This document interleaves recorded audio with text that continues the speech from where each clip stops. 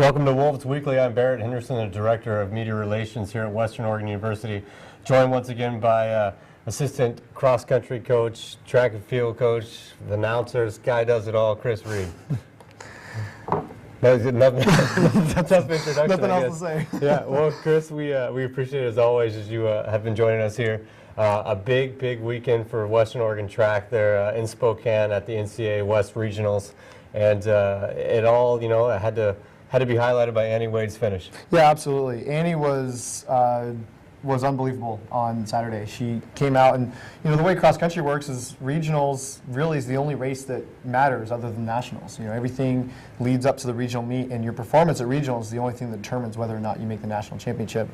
And Annie just stepped up and ran the best race of her season, and it was good enough for the national to qualify for nationals. And so she'll go back to Spokane in 2 weeks and same course and do it again.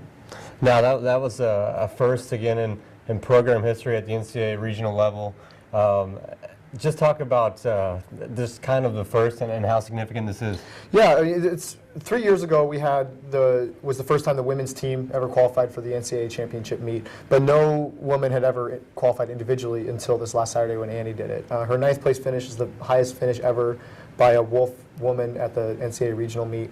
And she's only a junior, so she's got obviously the rest of this year and all of next year to improve upon that even more. Tactically, talk a little bit about how she ran and the race that she ran. Well, the thing that she did really well is that she got out at the start of the race. She didn't get boxed in. She didn't get caught in the mess of everything. This is a woman who finished 13th at the conference meet, and the region is comprised of 3 different conferences, and yet after a mile she was sitting in 9th, 10th place. So she went out, she competed with people that she wasn't competing with just 2 weeks ago, and asserted herself and held on to that spot really nicely. And looking at the region, this is one of the most talented regions in NCAA Division II. You got Chico State, Alaska Anchorage, just really talented programs. Yeah, with in the conference and the region, both really tough. The average region sends 3 or 4 teams to nationals. Our region gets 5 spots, and that's because of the strength of the region. 4 of those 5 teams who qualified are from the GNAC.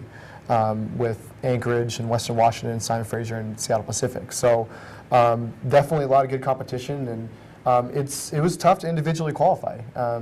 The only individual qualifiers from her race were 6th, 8th, and 9th. Wow. So she really had to run a great race to qualify, and she did. Well, before we talk a little bit about what she has coming up at the national championships, how about overall as a team, how the Wolves did?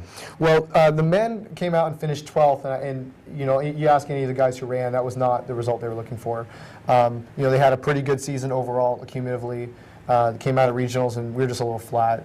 People just, wasn't quite what we wanted, wasn't quite what they wanted. But the good thing is that they're resilient, they're ready to roll up their sleeves and get back to work, and at least try to have a good indoor and outdoor season, the rest of the year carrying forward.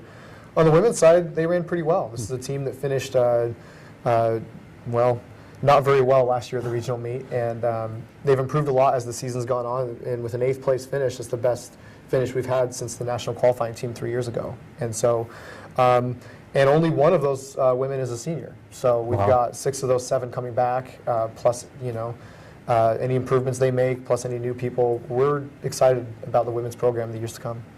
We talked a little bit last time about how the regionals were in Hawaii last time, this time back in the Northwest. Well, it's going to return for the national championships right back to Spokane, as you just mentioned. That's got to be nice. Annie's going to be running on that same course that she's now ran twice this season. Right. She's run it twice this season. She actually ran it last year when she was at Treasure Valley. She ran it when she was at the community college. So she's very familiar with the course. And she tackled the course really well on Saturday. Not only did she beat a lot of people, but she did a really good job managing the course and the turns and everything. And so the familiarity is really going to help her, especially against the non-West region competitors that come into the national meet. The last question, Chris, for you. What does she do to prepare for that national championships now over the next couple of weeks? Well, the biggest thing, I think the biggest blunder that a lot of coaches make and a lot of programs make when preparing for bigger meets like national championships or that kind of thing is that they try to change the process. Well, Annie qualified by doing certain things really well. She sleeps really well. She does a really good job with her diet. She is never afraid to put in the extra mile. She takes care of her studies. And if we just keep doing the same things that we did to get her to the national meet in the first place, and she keeps doing those things, she's going to have herself a really successful meet. It sounds like things people should do anyways. Absolutely. And actually, it's a good inspiration for the other people in our program. It's good inspiration for us as coaches, too, you know, doing the little things and never being afraid to do what is necessary to be really good at whatever it is you do. Well, we'll get you in next week, Chris, to talk a little bit. Maybe we can get Annie in here as well. She's not too bashful. Absolutely, that'd be great. Well, we appreciate it today, Chris. Thank you, and that'll do it for this week.